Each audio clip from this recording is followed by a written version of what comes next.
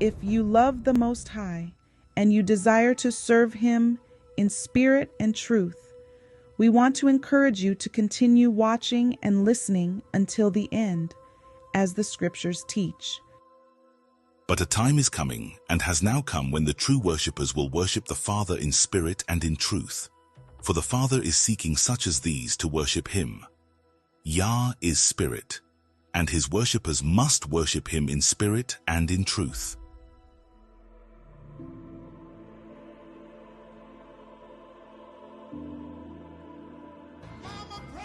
Once upon a time, gospel music was the lifeblood of the church, a ministry, not an industry. It was created to uplift, to worship, and to spread the message of Yahuwah through song.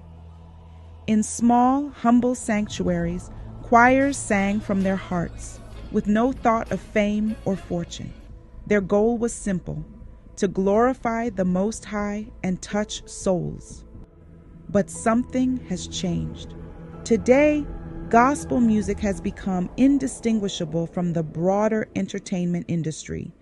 High production values, flashy concerts, and chart-topping ambitions have taken center stage.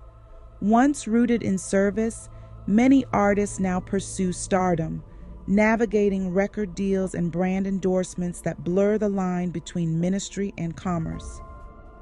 Gospel music is now big business.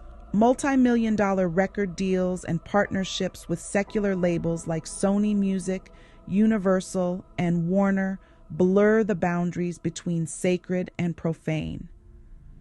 These companies are not ministries. They are profit-driven corporations.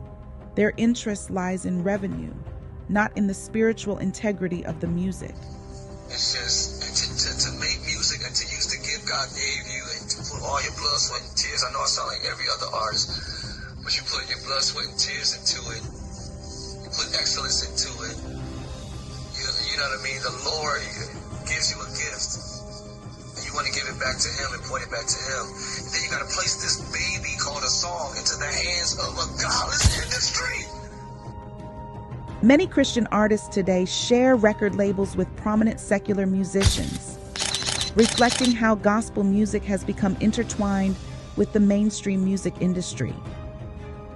Labels like Capital Christian Music Group, CCMG, owned by Universal Music Group, manage Christian artists like Lauren Daigle and Chris Tomlin alongside secular superstars like Taylor Swift, Drake, and Billie Eilish. Similarly, Word Entertainment, under Warner Music Group, represents for King & Country, while its parent company promotes Cardi B and Bruno Mars.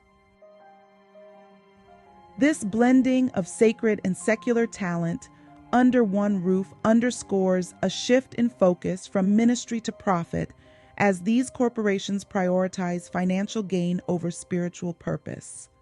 The coexistence of Christian worship songs and explicit secular music highlights the blurred lines between ministry and industry, raising concerns about whether Christian music today serves faith or fame. We very often become worshipers of ourselves. We're not worshiping God. The line between worship and worldliness has blurred, and nowhere is that more apparent than in the very music meant to uplift the name of the Most High. Anybody call themselves a Christian. Anybody. Oprah called herself a Christian. I think Dr. Phil called himself a Christian. Kirk Franklin called himself a Christian. The whole community, Snoop Dogg made a so-called Christian record. A so-called Christian artist got Snoop Dogg to rap on his record. Before you know it, the whole entertainment industry saying Snoop Dogg is now a Christian. My Lord. They don't even know what being like Christ is. No. When you talk about being like Christ, brother, that's a life different from the life you normally would use. Oh, yes. Look at the way they're singing. Look at the so-called songs that's being sung now. Right. You don't know whether to slow drag to it, make so-called love to some woman to it, whether to shout to it, whether to speak in tongue to it, or try to do all of it at once. That's right. That's why the entertainment industry is an industry led by the devil himself. Yes, it is. If you are new to our channel, you will hear us use the name Yah, the short form of our Creator's name found in the universal praise word hallelujah. Hallelujah, brothers and sisters, hallelujah! Which means praise you, Yah, and the name Yahushua, for whom the world refers to as Jesus Christ, who came in his Father's name.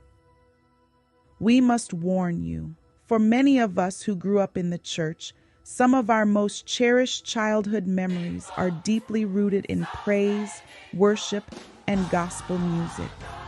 Some of this information will be shocking. It may also be disturbing for some of you.